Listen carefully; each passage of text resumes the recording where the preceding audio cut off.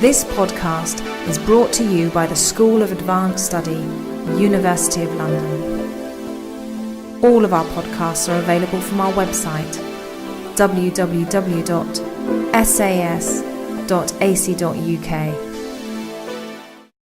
Alright, for our next speaker, we're very fortunate to have Professor Helen Beebee from Birmingham University, who's also currently the Associate Director of the Institute of Philosophy here.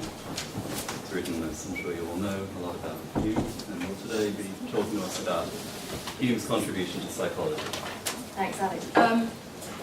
It's a slightly disingenuous title, as I'll explain in a minute, but given that the conference is called Hume's Legacy, I thought I ought to have a title that matched that, even though, as I say, it's not entirely accurate.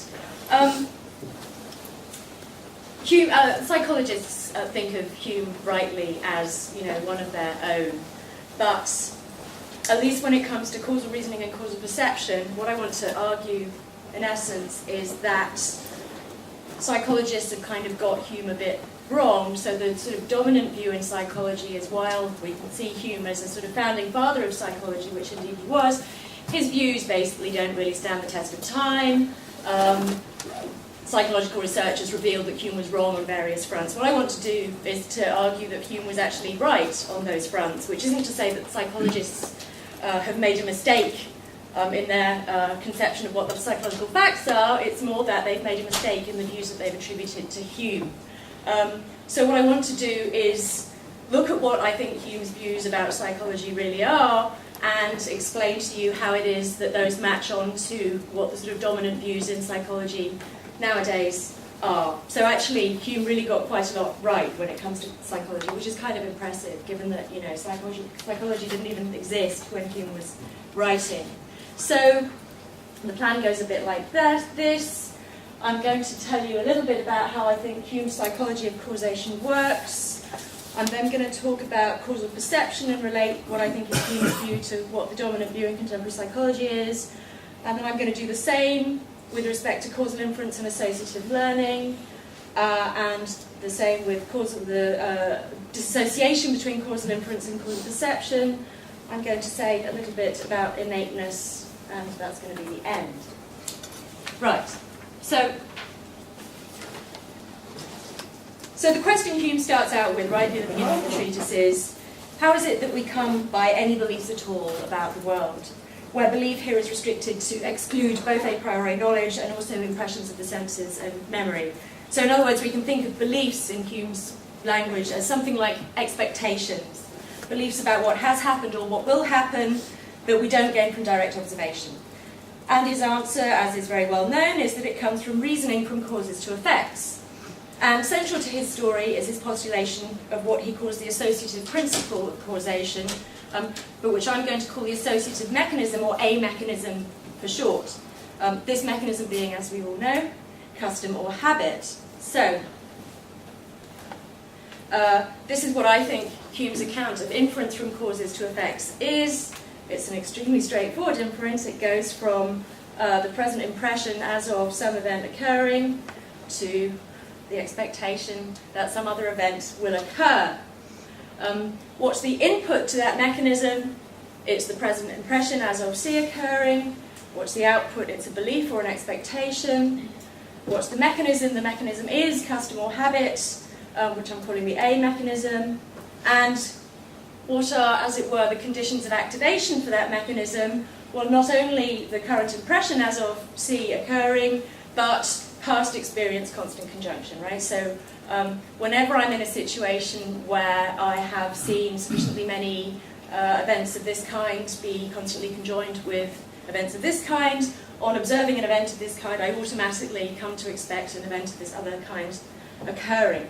I've kind of put the experience constant junction, as it were, in the mechanism bit rather than sort of part of the input, to make it kind of, because I think that's what Hume actually thinks, to make it look a little bit less like a conscious inference, because this kind of isn't a conscious inference for Hume, it's just something that we do instinctively. So far so good, but what about causal judgments? Right? What about the judgment that C is a cause of E? Of course, as is well known, although not perhaps put in quite this way, his answer roughly goes as follows. The operation of the A mechanism not only delivers the expectation that an E will occur, it also produces the impression of necessary connection, which in turn delivers a second belief. Actually, Hume only talks about causal judgments and never causal beliefs, so I'm going to stick to judgment here. It delivers the judgment that C is the cause of E. So Hume says, but when one particular species of event has always in all instances been conjoined with another, we make no longer any scruple of foretelling one upon the appearance of the other, and of employing that reasoning which can alone assure us of any matter of fact or existence. We then call the one object cause, the other effect. We suppose that there is some connection in the one by which it infallibly produces the other and operates with the greatest certainty and strongest necessity. He goes on, it appears then that this idea of necessary connection among events arises from a number of similar instances which occur of the constant conjunction of these events, but there's nothing in a number of instances different from every single instance, which is supposed to be exactly similar, except only that after repetition of similar instances, the mind is carried by habit upon the appearance of one event to expect its usual attendant and to believe that it will exist. This connection, therefore, which we feel in the mind, this customary transition of the imagination from one object to its usual attendant, is the sentiment or impression from which we form the idea of power or necessary connection. That's in the inquiry. Now, I want to make two interpretatively controversial, but nonetheless, I think, true claims here. I've argued for them elsewhere, and I won't bore you with the argument again. The first, which I'll say more about later, is that the impression of necessary connection, the impression that arises from the operation of the mechanism, modifies the nature of our experience. Once we've had sufficient past experiences of C's being constantly conjoined with E's, C's and E's stop seeming, as Hume puts it, loose and separate, and start seeming connected. That's to say, in the psychological sense of causal perception, for Hume there is such a thing as causal perception. I'll say more about that later. The second claim I want to make is that the impression-based idea of necessary connection is a genuine component of our complex idea of causation. Hume says this repeatedly. So that when we make a causal claim, C caused E, whatever it is, the idea of necessary connection forms part of the content of that claim. There's obviously a huge interpretive debate about what exactly the content of the idea of necessary connection is. That's not a question of psychology, and so I'm not going to indulge in that debate here. So, here's how the mechanism looks. Okay, wait. There we go. So, when you're in a situation where you've had your C's followed by E's in your past experience, every time you've seen a billiard ball knock into another billiard ball, you've seen the other one move off in a certain kind of direction, and you've got a present impression of C, you see a billiard ball make contact with another one, that's when the A mechanism kicks in. And what the A mechanism does is it generates two things. On the one hand, it generates the expectation that the second ball will move off, and at the same time, it generates the impression of necessary connection. The impression of necessary connection is what gets us our causal perception, seeing the world as a world within which C causes E, and the expectation and the impression together deliver the judgment that C caused E. Right? So that's what the A mechanism gets you. It gets you causal judgment, and it also gets you causal perception. Okay. So far, we've just had Hume's account of causation, as he puts it, considered as a natural relation. So the inferential mechanism at work here is a natural instinctive one. It's an associative principle, which on his view we share with other animals. So dogs learn by association just as human beings do. But of course Hume also thinks that we can reflect on the conditions that are required for justified causal judgments, and thereby perform causal inferences of a less immediate and instinctive variety, as when, for example, we consciously note that C's have in our experience been followed by E's, and come to infer on that basis that C's cause E's, right? So we're not doing it, for some reason the instinctive habit hasn't kicked in, but we can still draw the inference consciously. We can also do some other much more cognitively sophisticated things. For example, if C's have only sometimes been followed by E's, we can infer that there's some undetected difference amongst the C's that's responsible for the difference in whether or not E occurs. This, in Hume's terms, is causation considered as a philosophical relation, or at least that's the way I want to put it. So Hume has a bunch of principles of causal reasoning and his rules by which to judge of causes and effects, which effectively give us a second method for generating causal judgments. So I'll call this second mechanism, the word mechanism you might want to dispute, but anyway, I'll stick with it. I'll call this second mechanism, which is the conscious inference from correlations to causal judgments, the C mechanism, C here for conscious as opposed to association. On Hume's view, the existence of the C mechanism depends upon the existence of the A mechanism in two ways. First, without the A mechanism, the associative mechanism, we wouldn't be able to form any expectations at all, Hume thinks. I take this to be the main conclusion of his discussion of what normally goes under the title Problem of Induction.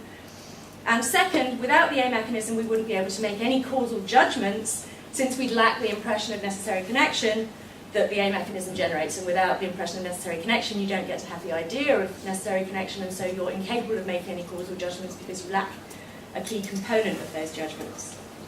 So, to put all of this in terms that are more in tune with contemporary psychology, I want to claim that Hume's view here amounts to something like the following. Oh, here we go. This is the C mechanism. I'm going to skip that example because I'm going to do another one like it afterwards. Oh yes, so we can have the A mechanism without the C mechanism. Like dogs have the associative learning mechanism, but they don't have the conscious inference mechanism. Right, so here are the claims that I think that Hume is committed to. First of all, there is such a thing as causal perception. Second, there are two mechanisms that are responsible for causal inference. There's the instinctive immediate mechanism, which is the associative mechanism, and then there's the C mechanism, which is the conscious one that involves extra cognitive ability. It's the kind of thing that dogs don't have, but we do. Third, I want to claim, I'll talk about this later, that for Hume, causal perception, at least in principle and sometimes, is separable from causal inference. And finally, he thinks that neither causal perception nor causal inference is innate. So what I want to do is to go through these aspects of Hume's account and see how they measure up to the current state of psychological debate. We can take it as read that Hume's account is kind of pretty unsophisticated, relatively speaking. It's just the kind of the basic position that I'm interested in. So I don't want to claim that Hume got everything that the psychologists, contemporary psychologists say bang on. But he really didn't do too badly. Okay. So I've already said, but not argued for, the claim that Hume thinks there is such a thing as distinctively causal experience. This is something I've argued for. It's something that's a point that Simon has made in the past. This might come as something of a surprise to some philosophers, because we're normally taught as undergraduates that Hume's view is that all we ever see is one thing following another, and that we infer that the first causes the second. We don't see it. It may also come as something of a surprise to some psychologists. The classic work on the psychology of causal perception is Albert Michot's The Perception of Causality, and Michot explicitly claims to have refuted Hume's alleged view that there's no such thing as a causal impression. Similarly, in his recent contribution to the Oxford Handbook of Causation, excellent book now out in hardback, I'm sure Peter will order it for you if you ask him, David Danks says, quote, "Causal perception has traditionally been viewed as philosophically interesting because it seems to be a partial psychological vindication of Kant over Hume. Certain judgments of causality seem to be part and parcel of perception rather than something that occurs after basic perception has taken place."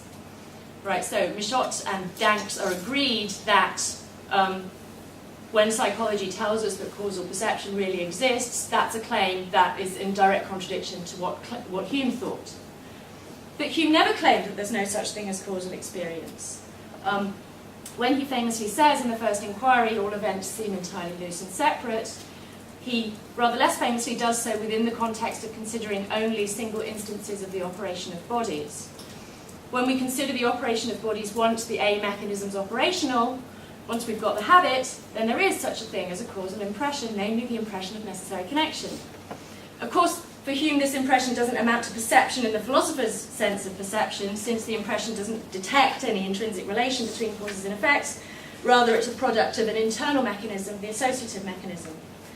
But the causal impression does amount to perception in the psychologist's sense, in the sense that sequences of events look causal. The psychologists aren't interested when they talk about perception in whether the perception is veridical or not, whether it's detecting any kind of, as it were, intrinsic feature of the scene before your eyes. They're just interested in, as it were, how it looks to observers. And in that sense of causal perception, Hume does believe in causal perception.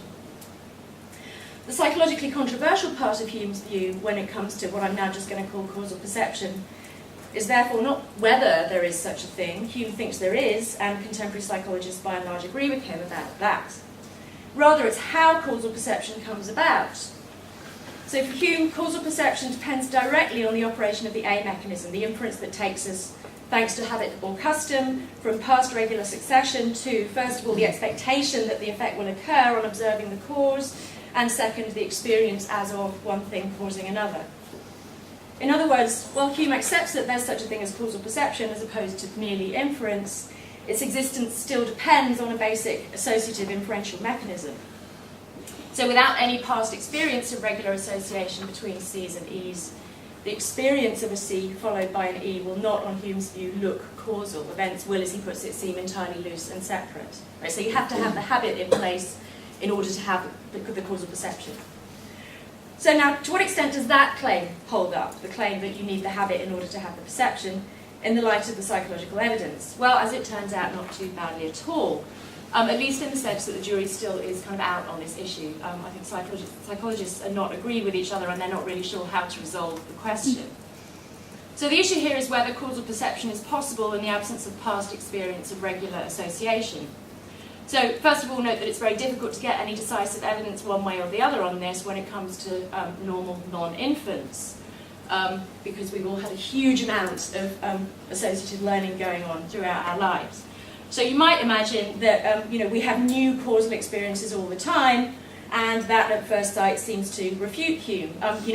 Maybe the very first time you were in kindergarten and you saw the kindergarten bully push over some kid, it seemed to you that the push had caused them to fall over. Wasn't that a new experience? You've never seen anyone push anyone over before. Well, not really. That particular sequence has got kinematic features that will have been very familiar to you from a much earlier age. One thing making contact with another, and the second thing kind of moving roughly in the same direction of travel. That's stuff that you start seeing right from when you're, very tiny. So one can easily argue that that's not a new kind of sequence at all, but a case of a very familiar sequence, in which case the A mechanism can still be responsible for the causal perception, right? So it looks like a case where you're getting the causal perception without the past experience of constant conjunction, but actually you might argue that actually you do have the past experience of constant conjunction when you think of the events kind of described in the right way. Now, one conclusion Michotte reached in his book was that the causal impression is innate. If Michotte was right about that, it would certainly refute Hume's psychological view. If the causal impression, which is roughly to say the ability to have causal perception, is innate, then clearly you don't need to have experienced past regular succession in order to have causal perception. But testing an innateness hypothesis like this is, of course, extremely difficult. Looking time experiments in psychology appear to reveal causal perception in very young infants. They've got down to about 4 months, I think, now. So you can get 4-month-old infants to look at certain kinds of sequences, and they kind of look longer at the surprising sequences, and this is supposed to be evidence that they have causal perception. But 4 months of life is still quite a lot of experience, and in principle it's easily long enough for the required experience of regular succession to have been acquired. Unfortunately, newborn babies make very poor experimental subjects, so it's very hard to know where to go from here. As Rebecca Sachs and Susan Carey put it in a recent paper, by the time experimentalists can find robust evidence of causal perception, infants already have had 6 months or 4 months now of experience observing causal interactions. Sachs and Carey evaluate the evidence for Michotte's hypothesis that the mechanism that generates the causal impression is innate, and conclude that the existing psychological literature delivers no decisive evidence one way or the other. It may yet be then that Hume was right, that causal perception, whether genuine perception, while genuine perception and not inference, is nonetheless generated by an inferential mechanism. So, that was causal perception. I'll say a little bit more about innateness later on. Causal inference and associative learning. Hume really is the founding father of kind of association psychology, and is rightly credited by psychologists for that. However, most psychologists these days don't think that associative learning is the only way that we can learn about causal relations. So the A mechanism, the associative mechanism in Hume, is basically a kind of crude Pavlovian associative mechanism by which experience of correlation generates expectation, and which also, thanks to the impression of necessary connection, generates both causal perception and judgment. Now, the idea that associative learning generates causal judgment is one that still has some common currency in psychology, but of course psychologists have figured out that we're a lot more complicated and sophisticated than Pavlov's dogs are. Even pretty young children are capable of figuring out causal relationships that are more sophisticated than, you know, these two things have always gone together in the past, therefore this thing causes that thing. And in particular, they're able to draw inferences about the causal structure of a given situation on the basis of not very much evidence, and in particular, without any direct associative learning at all. So, I stole this slide from the internet. Here's a Blicket detector. So here's a Blicket machine. Blickets are things that you put on the machine such that when you put them on the machine plays a little tune, right? That's what a Blicket is. So you get a cube, and you ask the child whether it's a Blicket. So you put the thing on the machine, and the machine starts playing the music, and you say, "Oh, it's a Blicket," right? So now they know what a Blicket is. It's something that makes the machine play a little tune. So once you've got your child to understand what a Blicket and a Blicket detector are, you can do some experiments with them to see which things they think are Blickets and which aren't, right? And because a Blicket is, as it were, defined in terms of its causal role, that tells you something about what they're thinking about what the causal structure of the situation is.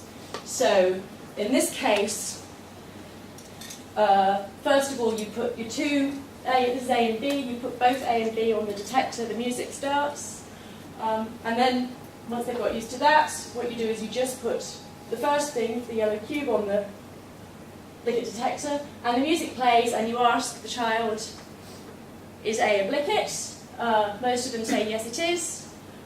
You say, is B a Blicket? Most of them say, no, it isn't. Or quite a lot of them say, no, it isn't. Okay, so that's the first kind of experiment. Second one, you start out same as before, you put both of the things on the machine, the music goes, and then you put A on the machine by itself, then the music doesn't start playing, right? Now you ask the children whether either of these things are Blickets. They'll tell you that A isn't a Blicket, not very surprising because it didn't make the machine go. They'll also most likely tell you that B is a Blicket. So this raises a problem for an associative story about causal learning, because notice there have been no trials at all that would give you any idea directly what would happen when you put B on the machine, right? There's no past experience of just sticking B on the machine and seeing what will happen, right? The kids haven't had that at all. Nonetheless, they infer, despite having no associative training at all, that B is probably a Blicket. So, does this show that Hume's account of the psychology of causal inference is too crude? Well, of course it is too crude, but it's not really crude, because for Hume, the A mechanism is only one of the two mechanisms that he posits. The other is the C mechanism. That's the one that's cognitively demanding, correspondingly the one that we don't share with dogs. And it seems to me that the C mechanism is what would allow Hume to explain what's going on with our Blicket detector. Right, so the Blicket detector is supposed to be one in the eye for associationist models of causal learning, and therefore one in the eye for Hume. But Hume, while he does have an associationist model, that's not his only story about the way in which we might come to form judgments about causation. So here's what we've got. This is the Blicket thing again. Ask someone whether B causes the music to play. You get different answers in those two scenarios. In the first case, the children mostly say not, and in the second case, they say that it does, even though they have no past experience to go on, just with putting B on the machine. And we can just appeal to sort of standard principles of causal inference to explain how it is that someone might come to these judgments, and if these are all the sorts of principles that Hume gives us in his rules by which to judge of causes and effects. So in the first case, I don't know, you might think that this is a sort of general principle of no overdetermination or something, right? We have A making the machine go. No reason at all to think that B also makes the machine go. We already have an explanation for why the music's playing. In the second case, this is very directly a principle that Hume has. Every event has a cause, right? You put B on the machine, you put A on the machine, the machine doesn't play. You know that if you put them both on the machine, it does play. We know that its playing must have a cause. What could that cause be? Well, it's not putting A on the machine, so it must be putting B on the machine, right? Perfectly straightforward piece of conscious causal reasoning. And as I say, that's all entirely in tune with Hume's rules by which to judge of causes and effects. So my point here isn't that Hume is just straightforwardly right It's simply that he recognises the reality both of a fairly crude associative mechanism that delivers causal judgments, and also a more cognitively sophisticated mechanism by which causal structure can be retrieved from an evidence base in a way that can't be dealt with by crude associative learning alone. And that, at least in very broad terms, is something that contemporary psychologists are by and large in agreement with. Right? So this is a place where, contrary to orthodoxy, the psychological results are not actually kind of radically incompatible with the kind of story that Hume himself wanted to tell. Okay, causal inference and causal perception. So, again, in his survey article, Danks considers the relationship between causal inference and causal perception. So he raises a bunch of questions. Are those two processes, causal inference and causal perception, identical? Is one necessary for the other? Is one a subset of the other? Are they entirely distinct? And he notes that this is kind of quite an underexplored area in psychology. And he points out that one way in which you might try and answer that question is to try and find situations that prompt only causal perception or only causal inference. And he talks about a couple of experimental results, of which I'll only talk about one. And again, the claim I want to make is that Hume's psychology is kind of...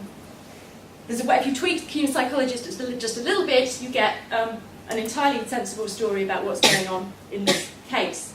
Right, so again, the worry for Hume might be, look, if causal inference, if as it were the A mechanism is the thing that delivers causal judgment and also causal perception, then surely you couldn't have cases of causal inference without perception, nor could you have cases of causal perception without the inference. Those two things would have to go together. And this experiment, which is due to Anne Schlotman and David Shanks, seems to suggest that those two things do actually dissociate. You can have one without the other. So they use a standard Michotte type launch sequence, which looks a bit like this. So in the first case, you have what's known as direct launching. You have do it this way around. One object makes contact with the other, and the other one immediately moves off. Right, let me do that again for you. It goes like that. Right, sorry, I couldn't get the actual animated slides. That's direct launching. In delayed reaction, what you get is this. Pause, that. Right? I'll do it again for you. This, pause, that. Right, that's delayed reaction. Now,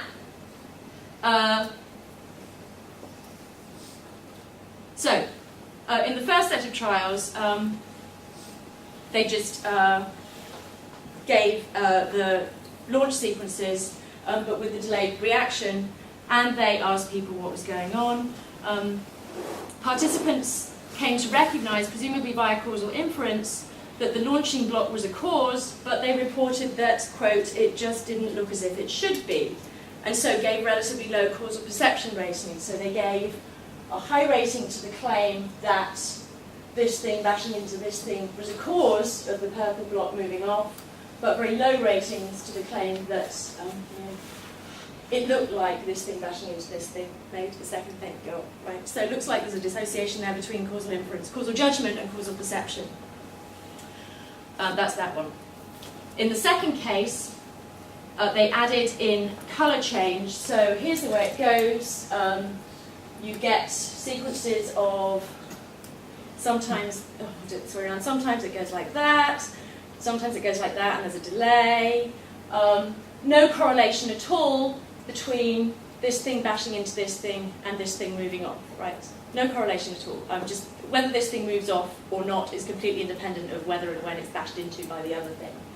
But what they do is they add in colour change of the second block, and there's a full correlation between the second block changing colour and then moving off, right? So you have a constant conjunction of colour change and movement, no correlation at all between whether or not or when it's bashed into by the other thing, right? Completely independent. Now, what they noticed is that in the particular case where, right, so they asked people about what's going on in the particular case where what happens is you have contact and movement and also colour change, right? So it goes like, kinematically the sequence goes like this, colour change wise it goes like that, this changes to colour and then it moves on, right? So now the question is, which things do, there's a judgment question, which things causing the thing to move off, and now there's a perception question, what did it look like? So, and what the subject said was effectively that, so they gave high causal perception ratings for the launching block being a cause, right? What was the cause? They judged that it looked like it was the movement of the first block that was the cause, right? That's the thing that looked to be doing the causing. When asked, what the cause actually was, they recognised that there was no correlation between being bashed into and moving off, and so they judged that the colour change was the cause. But they reported that the collision looked as though it should be a cause, right? So their perceptual judgments and their causal perception and their causal judgments came apart, right? They judged that colour change was the cause of the second block moving off, but it looked as though it was the contact that made the second block move off. Now, again, as I say, when psychologists set this kind of thing up, they quite often do it in terms of Hume, and they'll say, look, you can't make any sense of this on Hume's story. That's partly because they think that Hume doesn't believe in causal perception, but even if you think that Hume does believe in causal perception, you might think that there's a problem here because causal inference and causal perception are supposed to go together, so how can those two things come apart in this way? So I want to say that there's a perfectly sensible Humean explanation for this. You do need to tweak it a bit, so what you really need to do is to water down the kind of constant part of the constant conjunction requirement. So overwhelmingly, in our experience, contact's followed by immediate and not delayed launching, right? You virtually never see it, that the billiard ball hits the second ball, and then the ball just kind of sits there for a while and then moves off, right? This never happens. I can't think of any normal kinematic sequences where you get that kind of delay. I mean, obviously you can fix them up, but they're not normal things. So if you think that causal inference and therefore immediate causal inference, the activation of the A mechanism, and therefore causal perception are going along with what overwhelmingly happens in our experience, then you would expect someone to get causal perception when they see that happen, right? But not when they see long delay that happen. So in case 1, if we make that sort of tweak to Hume's view, in case 1, which is the delay case, the A mechanism just isn't going to be triggered, right? This is not going to be a case where the A mechanism is going to kick in, and so not a case where we're going to get any causal perception, because there's a delay involved. Nonetheless, we have the C mechanism, and the C mechanism is going to deliver the verdict that the contact of the blue cube causes the movement of the purple cube, because we've just seen that these two things always go together, right? So we're kind of consciously making a causal inference. It's not triggered by the A mechanism, it's the C mechanism that's doing it. In the second case, where you get no correlation between bashing and movement, but you do have a correlation between colour change and movement, and again what the subject said was that it looked like the bashing was doing the causing, but they judged that the colour change was doing the causing. Again, we can give a similar explanation. Colour change, by and large, in our experience, is overwhelmingly not correlated with movement. Very rarely happens that something changes colour and moves off, right? It just doesn't happen. So again, colour change is not going to trigger the associative mechanism, so you're not going to get any causal perception when it comes to colour change and movement. Nonetheless, the C mechanism is perfectly able to kind of, as it were, override that judgment and say, well, actually, these two things in this run of cases that I've just seen have gone together, and so I judge that the colour change causes the movement, and then vice versa for the contact, right? The A mechanism is going to be triggered when you see that kinematic sequence, so it's going to look causal, even though your all things considered judgment is that it's not causal. Okay. So, the point there is that once one sees that Hume has two separate mechanisms going on here, the instinctive associative mechanism and the kind of more cognitively sophisticated C mechanism, he's able to entirely agree with the results that you can get a dissociation between causal perception and causal judgment. Okay, so let me say a little bit about innateness. I think the part of Hume's account that really doesn't tolerate any interpretive slack and may well prove to be utterly false is the claim that the A mechanism is not innate, in the sense that it requires experiential input, namely constant conjunction, in order to operate at all. Now, some psychologists think that some causal perception and or some representation of causal structure may be innate, and of course both of these claims are incompatible with Hume's empiricist position. Hume thinks we come to the world with no ideas at all, and so no representation of causation whatsoever, whether in perception or judgment, is possible prior to the establishment of learned associative relationships, right? You don't get any inference, and because you don't get any inference, you're not going to get any causal judgment, and you're also not going to get any causal perception because you just don't have the idea of necessary connection yet. On the other hand, and setting aside the point that it may turn out that claims to innateness are false in any case, we just don't know, 4 months is a long time to have some constant conjunction experience, it's worth remembering that Hume's opposition to any kind of innateness really stems from his philosophical hostility to rationalism and not from any distinctively psychological scruples about innateness.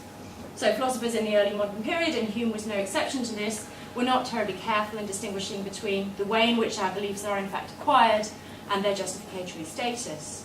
This is especially the case in the debate about innateness, where it was pretty much assumed on all sides that if you wanted to hold that all our knowledge about the world is derived from experience, in the sense that our beliefs can only be justified by appealing to empirical evidence, then you better also hold that all of our beliefs about the world are derived from experience, in the sense that our beliefs have been acquired through experience alone. Hence, empiricists about justification, beliefs about the world can only be justified by experience and not by rational reflection, were also empiricists about belief acquisition. Now, of course, these days philosophers do make that distinction. You can have a priori knowledge that P, even if your belief that P was acquired through experience. I'm pretty sure that I learned that 1 + 2 is 3 by counting marbles or something. I didn't do it by a priori derivation from the axioms of arithmetic. That doesn't in any way impugn the claim that 1 + 2 is 3 is a priori knowledge, right? Justification that you give for the claim that 1 + 2 is 3 does not go via the counting of marbles. Similarly, in principle, we might have innate beliefs, and yet those beliefs not constitute a priori knowledge. In particular, certain sorts of causal representations might be innate without their being knowable a priori.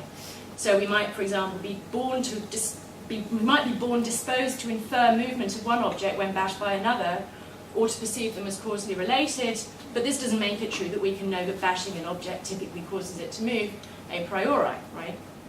It's an empirical question whether our innate representations, if we have any, are true, and so it's an empirical question whether they're justified.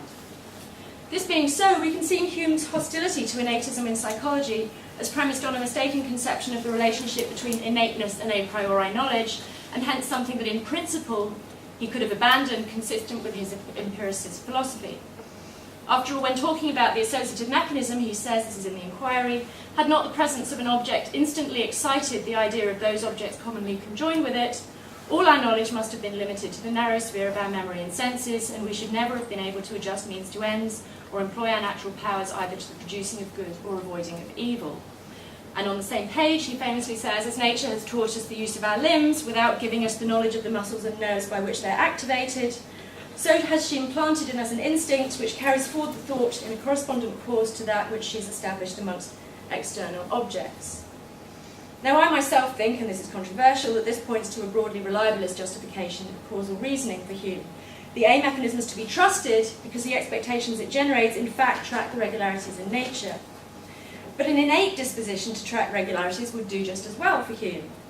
If the expectations that track some of nature's more important regularities were hardwired in us, rather than acquired through association, the justification for trusting those expectations would still be that they reliably track the regularities. It would still be an a posteriori justification. Similarly for the impression of necessary connection. So here Hume needs to show that we can't perceive any feature of the cause that would license a priori inference to the effect. That's the thing that he really wants to get across when he's talking about the idea of necessary connection. There's no a priori inference from the presence of the cause to the existence of the effect. Well, Hume in fact puts quite a lot of weight on the claim that on first observing them, all events seem entirely loose and separate. The serious philosophical work, given his target, is really done by the fact that we can always conceive of the cause occurring without the effect. Since given Hume's account of a priori knowledge, being able to conceive C without E is sufficient to show that C can't be inferred from E a priori. So again, an innate capacity for causal perception wouldn't undermine Hume's philosophical empiricism. He could still run the argument that we can conceive of the cause without the effect. That would show us that this is not a matter of a priori inference. He'd still get there, right? His argument that we're not detecting any feature of the cause and inferring the effect from that is not really based on the phenomenology of causal perception. It's really based on the conceivability principle.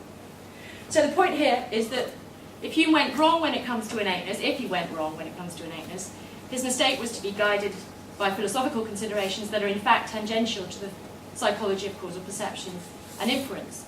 In fact, he had no good philosophical reasons to deny that some aspects of causal inference and perception are innate. So while it may be that Hume got that wrong, we can understand why in the context within which he was writing he did get it wrong, and moreover, he didn't really have any philosophical reasons. As it turns out, he didn't have any philosophical reasons to be hostile to innateness of causal perception or causal reasoning in psychology.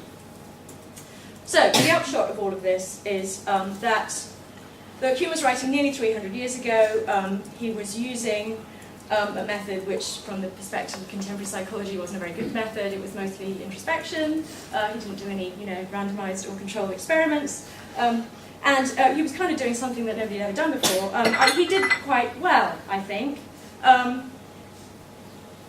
He claimed that there is such a thing as causal perception. He got that one right.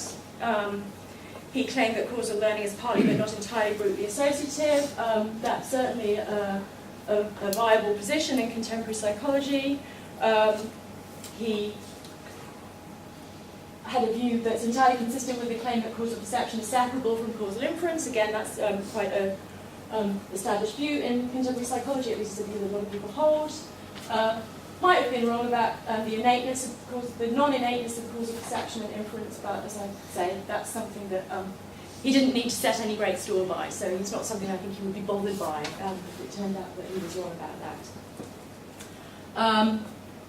So, he posited an unconscious psychological mechanism that's responsible for causal inference and experience. He supplemented it with a second conscious mechanism that allows us to diverge in our judgments from expectations and experiences delivered by crude associative learning. And that basic picture of what's going on seems to me has stood the test of time. So as I say, psychologists are very much right to think of Hume as a founding father of their discipline, but Hume actually got a lot more right than they quite often think he did.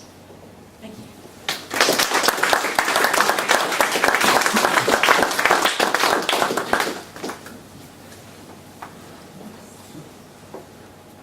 Yes. This is just a small question about the debate that you were reporting from Carey and friends about. Actually, I didn't quite keep track in your presentation. Was it over the innateness or the associative nature of the? Yeah. So. Both, I guess. Well, I think they're crucially different because the 4 months clearly creates problems for the innateness hypothesis. That it's difficult to show that that's not making a difference. But I take it that there are other structural things which make associationism slightly problematic. Yeah. So, take it it's still the case that typically it's thought that kinematic principles are encoded perceptually, but dynamic ones are not. But in the first 4 months of your experience, it's not clear that kinematic conjunctions are more salient than dynamic conjunctions. Right. Okay, so that then makes it hard to see how general hypothesis formation would predict that contrast. Yeah. Okay, so you'd still get the conclusion that we can't prove that it's innate, but it's puzzling why general learning will be privileging kinematics over dynamics. Yeah, no, you're right. And I mean, it's a general worry for Hume that there do seem to be cases where we get lots of associative learning and we still just don't get any automatic causal inference, and by contrast cases where we really haven't had very much associative learning at all and we quite happily make causal inferences. So that's that kind of case where you've got 4-month-olds who are making causal discriminations in one kind of case and not in another case. So yeah, that is, as I said, hoping to show that everything Hume said was entirely consistent with psychological results, which is the sort of basics, the sort of the basic ideas. But yeah, so that's one place where it looks, because they're very young children, you can't tell the kind of story that I was telling in the Schlottman and whoever it was case, right, where you invoke the kind of conscious reasoning mechanism, right, because that's not going to work for 4 months old.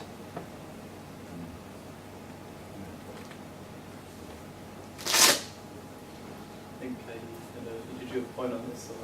No, so. Okay, is yours on this? Yes, I mean, presumably, presumably domain-specific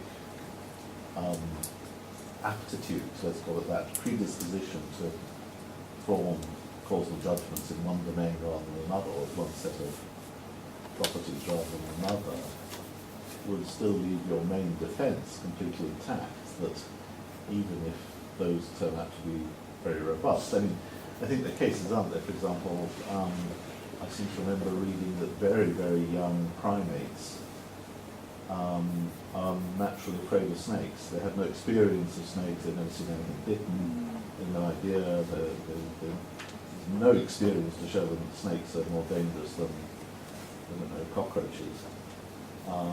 But they're afraid of one and not of the other.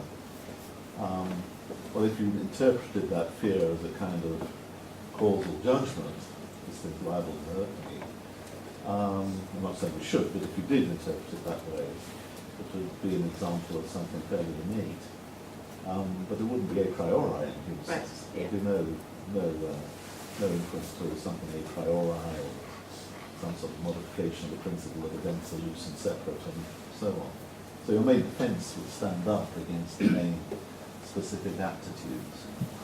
Right, yes, thanks. Yeah, so So I guess one thing I can say in response to Mike is something like, look, okay, let's grant, let's give up on the no innateness claim.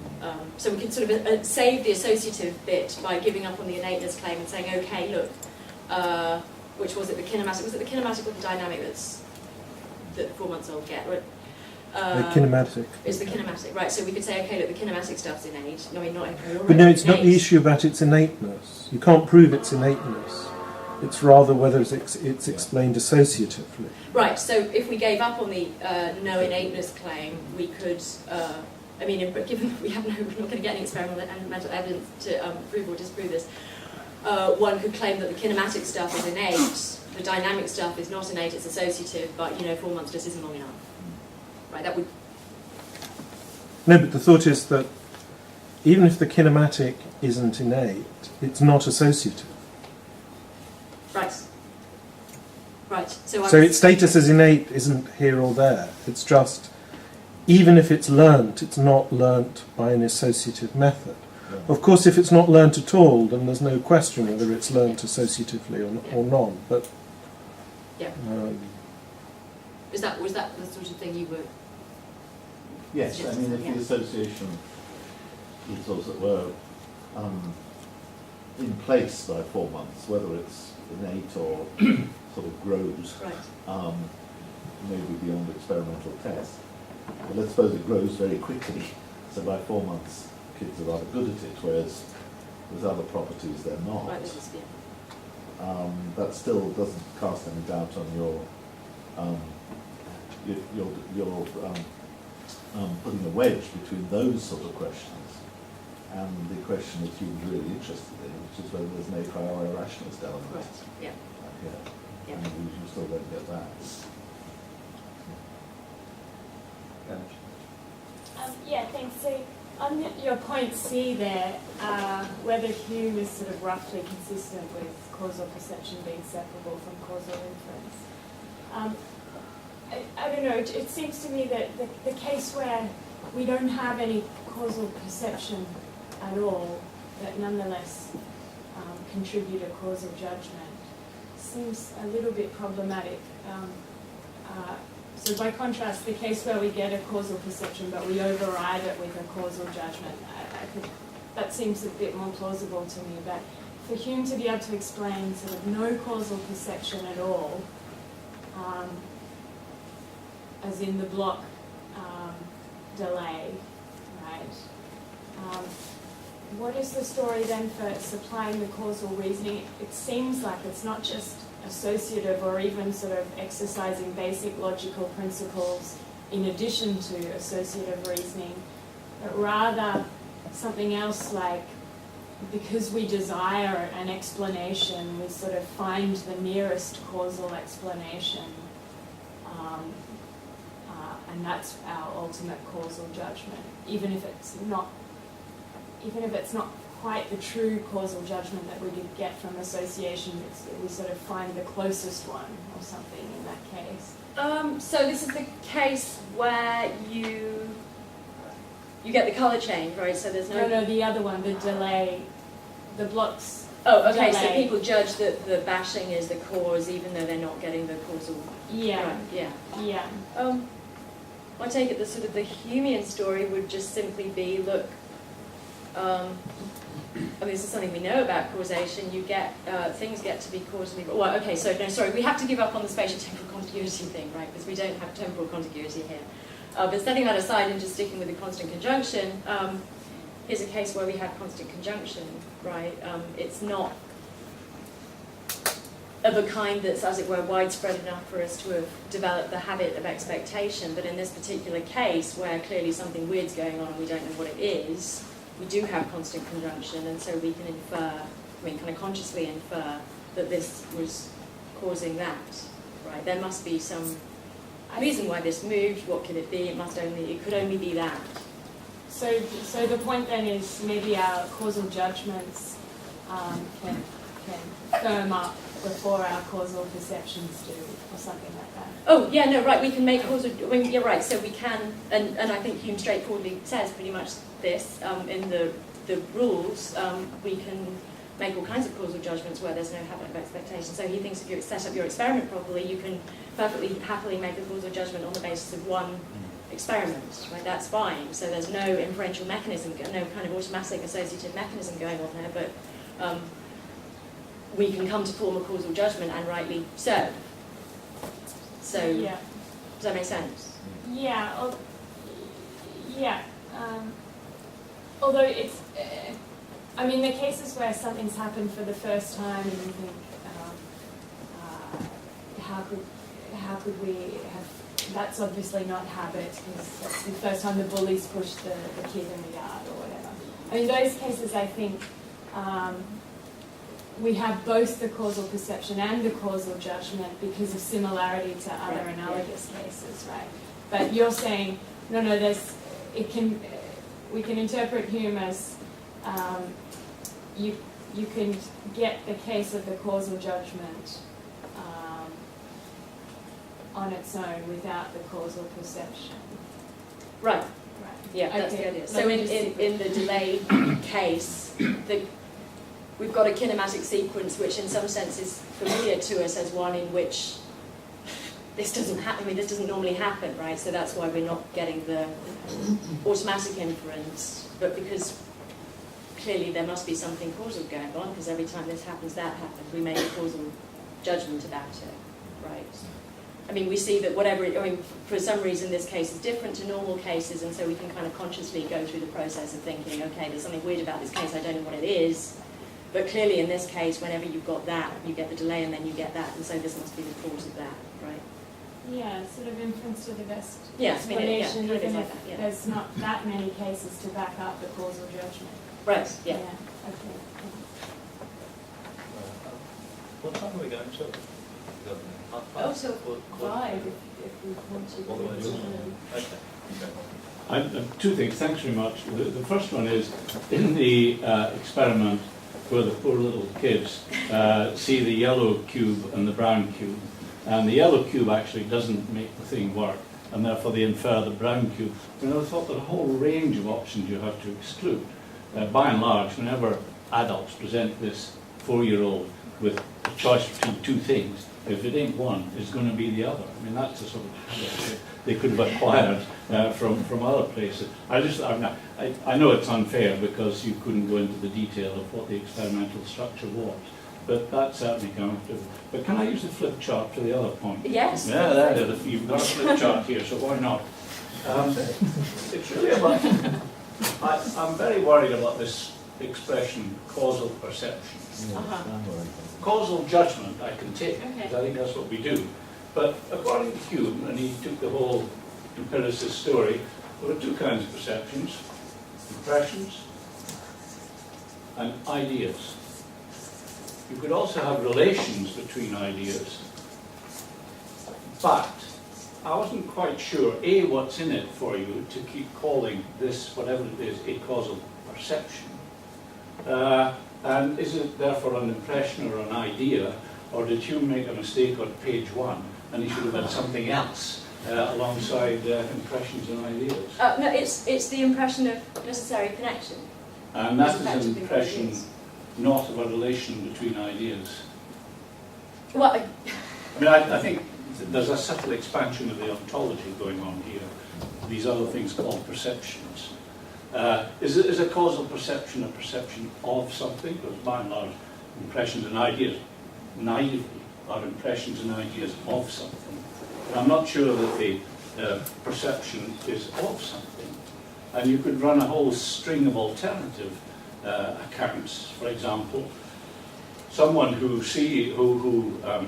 lives the necessary connection actually is responding to what they see in front of them by the way they live and behave. I don't think a wholly behaviourist account would do, but they respond to this connection in a different way from responding to looking at two words written on a flip chart. So I'm a bit worried about causal perception. If you could say anything else to sort me out, that would be helpful. So, I mean, necessary connection is kind of a difficult case for Hume because causation is at the same time it's a relation, right? It's a relation between causes and effects, but the impression of necessary connection is an impression, right? I mean, so in some sense you're right. I mean, there is sort of a difficulty for Hume here in some sense. I mean, when I say causal perception, all I mean, and I want to attribute it to Hume merely because I think that this is Hume's view, kind of don't have an axe to grind. I mean, we have an impression of necessary connection, right? He says that all the time. Sure, it's an impression of reflection, but not an impression of sensation. But the distinction between impressions of reflection and impressions of sensation is not a phenomenological distinction for Hume. It's a distinction that's grounded in the causes of the impressions, right? So the thought is simply, and as it said, I mean, I sort of stole this idea from Simon, the thought is simply, look, when you... Once you've got that habit going, you know, when you look at the billiard balls on the table, and you've got the habit there, how do things look? Well, it looks like the first ball caused the second ball to move, right? There's an impression being generated by that habit that, as it were, you project onto the scene before your eyes. I mean, that's the kind of metaphysical part of the story. But and the world is a world within which it looks to you that things cause other things, right? He never says, and I mean, that's not the standard way that, as it were, Hume has come down to us. But I think it's what he thinks, and he certainly never says anything that contradicts that, I don't think. I mean, when he talks about events being loose and separate, it's in the single operation of bodies. And you might wonder why, I mean, if it was supposed to be kind of phenomenologically obvious to us all that there's no such thing as causation out there that we're detecting, you might wonder why he'd spend such an inordinately long time trying to convince us that there isn't anything there, right? If it was just a straightforward, I mean, he would just appeal to straightforward phenomenology, right? Look, it doesn't really look like, clearly we're not detecting any necessary connections because examine your own experience and there's just nothing going on. There is something going on, and it's precisely kind of leading us to think of the world as a world of causes and effects, based on, as it were, how it appears to us. Well, certainly the habits thing is tremendously important here, clearly, as it is, which is why I stressed the point of education and early education, because by and large we tend to say education gives kids ideas and knowledge. It doesn't. It gives them habits, and very often habits of thought, which may be good or bad. And here the habit thing is quite critical. But I just wonder if in the end, you know, there's a failure in language and ontology here, because we've got to squeeze it a bit.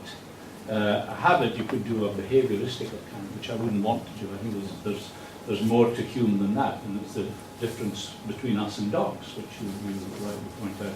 But having to push it into one of these Impressions of reflection probably is the nearest you could get to. Could you want to go back in here? Yeah. I mean, I take Stuart's point, although you make me responsible for this. I think part of the problem is with how we describe it. I mean, the causal perception that reads, as it were, parallel to disagreeable perception, then it's much more acceptable, I think, to a card-carrying human. What he doesn't want, I think, is perception of Oh yeah, absolutely. unnecessary connection, a detection. Right. Yeah. There's no detection there, and that's, I think, the important point which you're absolutely wrong with.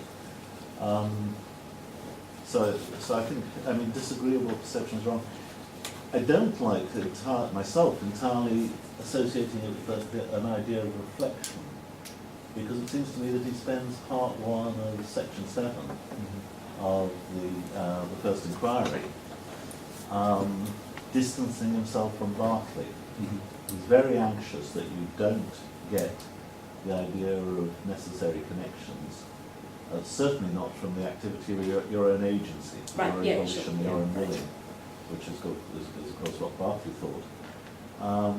And I think there's some, I haven't looked at this for a while, but I think there's some text in there which say, it's not from events happening in your mind or relations that you're aware of in your mind, any more than it is from relations that you're aware of in the external world that you derive the idea of necessity. But Right. I mean, I agree, he's got a problem, because on the face of it he does say there's an idea of necessary connection, there's no impression of necessary connection, all ideas are derived from impressions, so he's got to, something's got to give. But I don't quite like making it an idea of reflection for the reasons that... Yeah, so, right, so he... right, so the way I'm spinning it, it's... I mean, it's an impression whose existence is generated by the operation of the mechanism, right? Yes. But that's not the same as to say that it's an impression Of. of the operation of the mechanism, right? So that's the distinction, because then it would just be like, the actuation of your limbs or whatever, right? It's not supposed to be an impression of the mechanism, but it is an impression that arises from the mechanism. Yes. And now we have to, get our semantics to, Yes. figure out our semantics to tell a story about what it is we mean when we say that one thing is necessarily connected to another. But one thing we don't mean is that there is a causal process going on in my mind such that, the idea of, right, that's not what we're referring No. to. Yeah.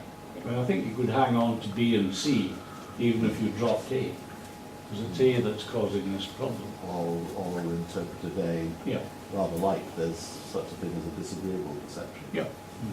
Yeah, I mean, I don't draw any metaphysical conclusions from No. A at all. I simply think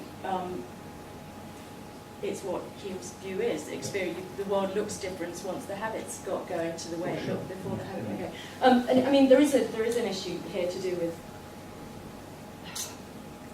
sort of impressions of relations, and I mean, it's a general difficulty Hume has. I mean, in a sense, it's not a difficulty for him. It's a difficulty that's just there that he needs to deal with, which is the distinction between thinking of the necessity as a feature of the cause, right? That feature of the cause by virtue of which the effect is guaranteed to happen, versus thinking of it as a connection between the two. Because of course, if it was just an impression of some feature of the cause, then you wouldn't get the right. So it needs to be both a relation and impression at the same time, which is Well, Yours and then mine. Oh, you withdrawing yours. Okay. well, this was a follow-up. I mean, you said that the distinction between impression of sensation and impression of reflection is a causal distinction, and so we shouldn't expect it to have any phenomenological input. I agree, it's a causal distinction, and so that leaves open whether it has any phenomenological input. But in general, there is a mirrored contrast, because what are the other impressions of reflection within the treatise story? Well, I mean, if you think of things like beauty or moral features of situations. I mean, again, I take it that Hume thinks that it's not at all obvious that when you look at a thing and see it as beautiful, it's not at all obvious that what's going on there is that you're, as it were, responding to non-aesthetic features in a certain way, and it's your response that is, that feeling of pleasure is the thing that's kind of making this thing look beautiful. I mean, it can seem to us as though the beauty just is an intrinsic feature of the thing that we're responding to, even though in fact it's something in here. It kind of seems to us that it's something out there. Well, I guess there's two separate questions, isn't there? One is there a phenomenological mark of the contrast between the impressions of reflection and the impressions of sensation? And another is, does Hume think of some cases and not others that there's a story to give about their projection? Now, in the former, it does look like there's a phenomenological contrast between impressions of reflection and impressions of sensation. In that, in general, the impressions, with the exception of necessary connection, the other impressions of reflection are all passions. And he has general characteristic things to say about the passions, and beauty gets included with that. And so there is a question whether impression of reflection has something in common, the impression of necessary connection has something in common with the passions in its character. And I take it that that's just an open question, because it's not one that Hume explicitly talks about. Now, when talking about whether a quality is in an object or in our mind, Hume discusses that issue both in relation to moral qualities and in relation to things which relate to impressions of sensation anyway. So, for instance, the relish of the fig in Book 1, which is nothing other than an impression of sensation, but is taken to be absolutely evident if you do any scientific reflection, is no aspect of an object in the world. In Book 1, he has an account of why we associate that, nonetheless, with the object which we all think is separate from us. Although he does discuss projection as a metaphor in relation to moral distinctions, he has no such parallel account in the case of morals. So one might say he's just not bothered with a story about whether you somehow, in your experience or not, you gild the qualities there. And I think this really matters in the case of necessary connection for the reason you've been discussing with Stuart, in that he does have a discussion of what it is to perceive relations. You don't.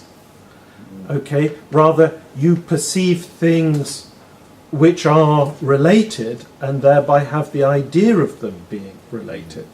So there is no complex impression which presents objects as being in some relation. Okay, but if there was to be a Humean experience of a cause related as cause to its effect, then one would need, within the Humean story, I mean, we can just reject the Humean story and talk more loosely about experience, and then that would be fine, and I take it that's Simon's suggestion. But if we don't do that, within the Humean story, there can't be a complex impression of one thing causing another, because there is no complex impression of one thing being related in that way to another. Yeah, no, I mean, I agree that there's a tension here with what he says when he's talking about the ideas of space and time, but I think that's a tension that's in Hume. But there's no tension between anything that he actually says in Part 3 and anything he says in Part 2 of Book 1. So the tension is between the gloss you want to give on Part 3 and what he says in Part 2. So if we didn't do that gloss, then we wouldn't get the tension. Right, so but he does say that the impression source of the, I mean, he talks about the impression source of the idea of necessary connection. Yeah. In very different terms to the way he talks about the relations of space and time, in the way that, you know, we don't have it, you know, he tells All us agreed. we don't have an impression. But you're adding to, so no one's denying that in this, that the impression of necessary connection is the source of the idea of necessary Right. connection.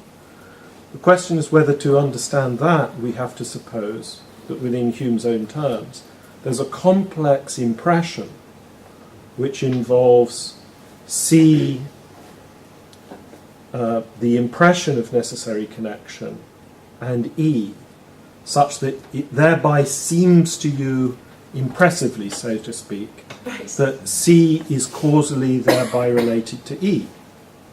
And the thought is that that complex impression is ruled out in terms of Hume's theory of perceptions. I take it that was one of Stuart's worries. Okay, and there are just general architectural reasons within the theory of perceptions and the associationism why you don't get that.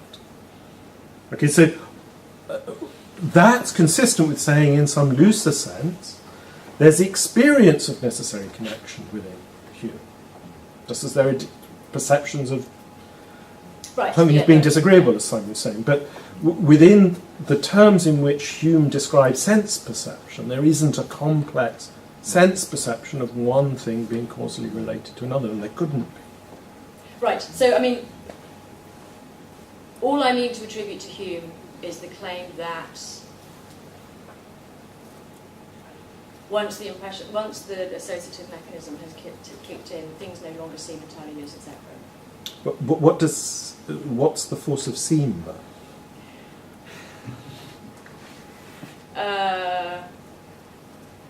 Yeah, that's a good question.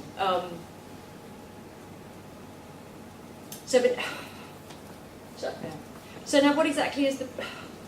I mean, in the case of spatio-temporal relations, we don't have an impression of the relation, right? We have the arrangement, and then we somehow come to think of the arrangement as a temporal arrangement or a spatial relation. So there is no impression, right, in the case of space and time. There is an impression in the case of necessary connection. So And why in is that- general, for relations, there are not impressions. When you think one thing is taller than another, you do not perceive one thing being taller than another by perceiving the two things and then the relation between them. So he has ideas of relations, but he doesn't have impressions of relations. Right, but he does have an impression of necessary connection. Right, so that then tells you that necessary connection isn't a relation. Right, it's a connection and not a relation. No, necessary connection is an impression of reflection, we're told. And we know impressions are feelings or sensations. Okay. So it's a Right, feeling. so it's- Of course, another radical way of putting this is that Hume is bumping up against the bars of the cage that was in the 17th and 18th century dominant about how you talk about perception. You know, there just are limits to how far you can go with this. And the more sophisticated your knowledge becomes, the more likely you're going to bump into these limits. And you can't, therefore, say, well, it's an impression of a cause or an impression of even a relationship. I guess I disagree with that. I Yeah, think he's entirely happy in the cage. Yes. No, and it works. Yeah. I mean, it's just not a view that we want, but it works in its own terms. But that requires us to recognise that if he says that this is an impression, it means it's not an impression of a relation, which he's told us there are no such impressions. So it had better not be that. Right. So causation is a relation. Yeah, Right. It involves the idea of necessary connection. yeah. Is the idea of necessary connection the idea of a relation? Well, no, the idea of necessary connection is the It's just the- idea which relates to the impression. Okay. So the idea of necessary connection is part of the idea of causation, but is not itself an idea of a relation. Yeah. Okay. Conjunction with the relation. Yeah. Right, all the other stuff is relational.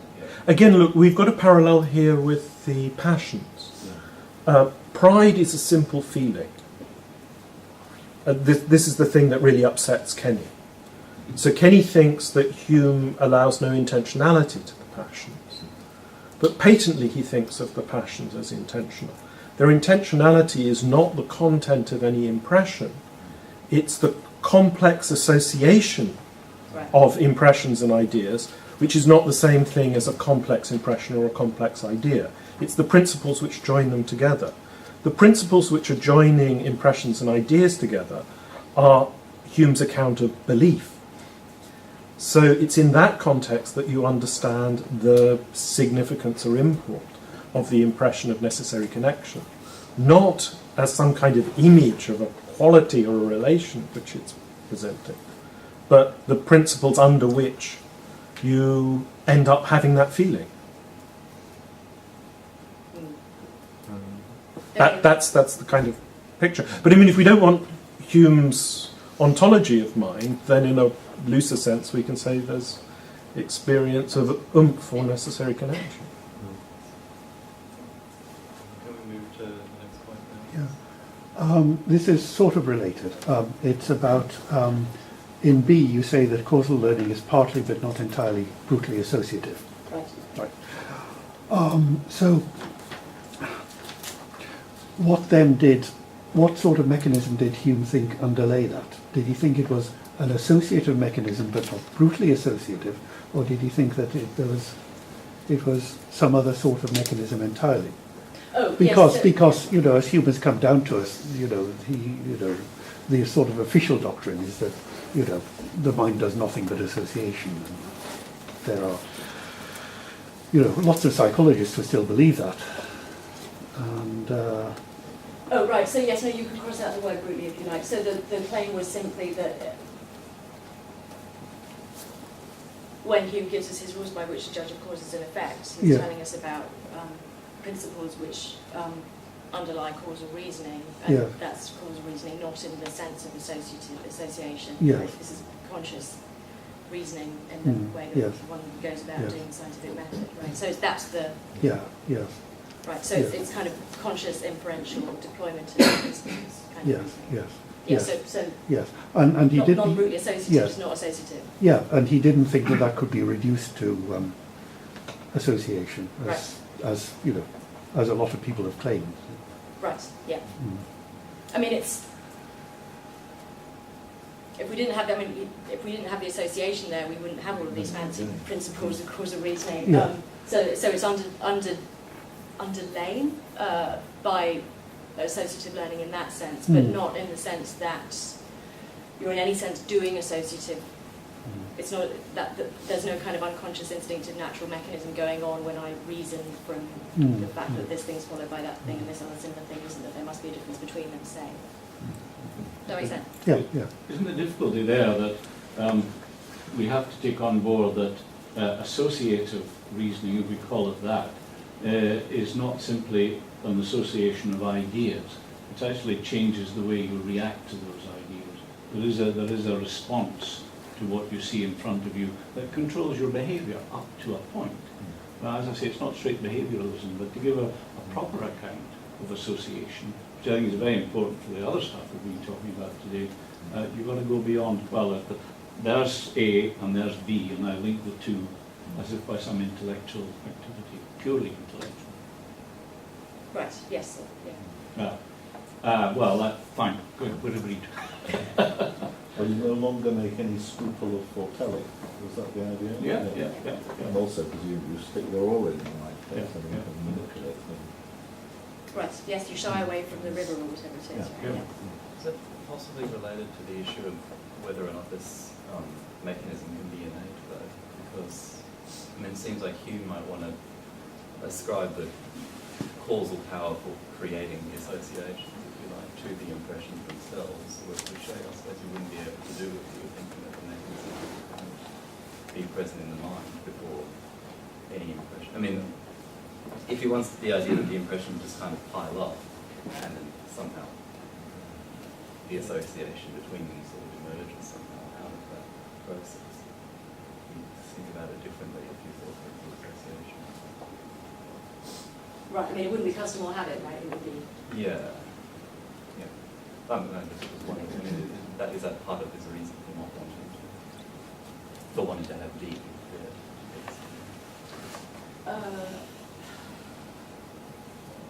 I mean, it follows from the custom or habit theory, which is not innate, right? But I take it that the driving force is wanting to get away from the primary knowledge rather than wanting the custom or habit theory to be true. I mean, that's the custom or habit theory Right. as it stands. Because he's worried about the a priori justification. Yeah.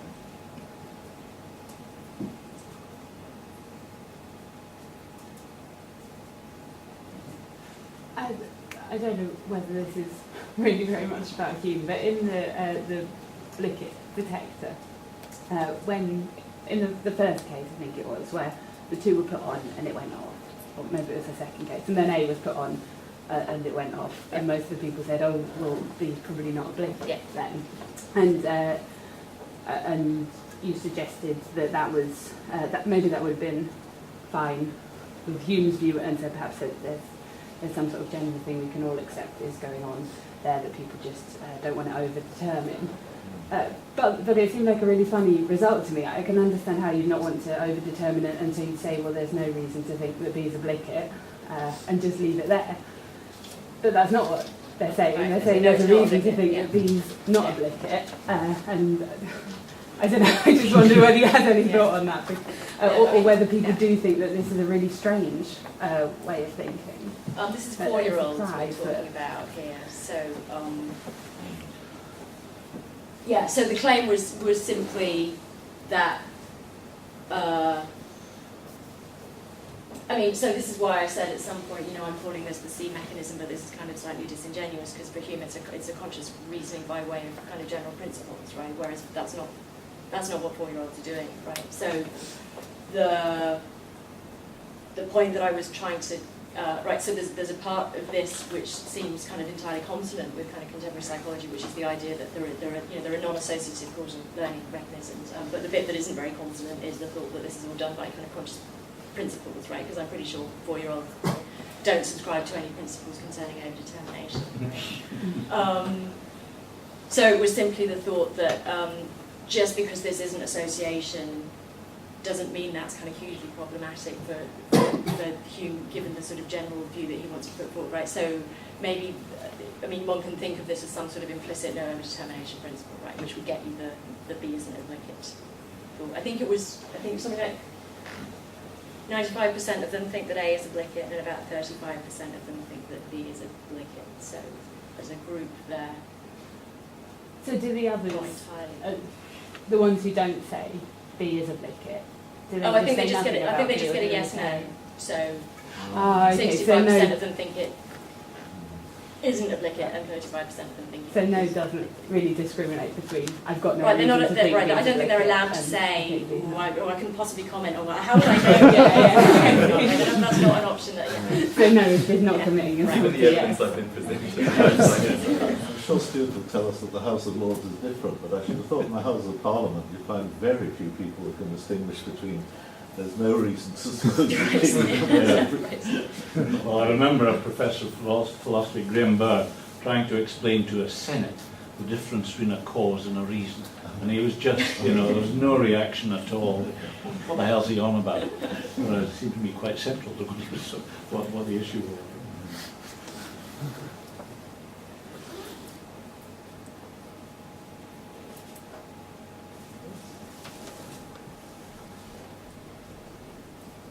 All right, well, thank you very much.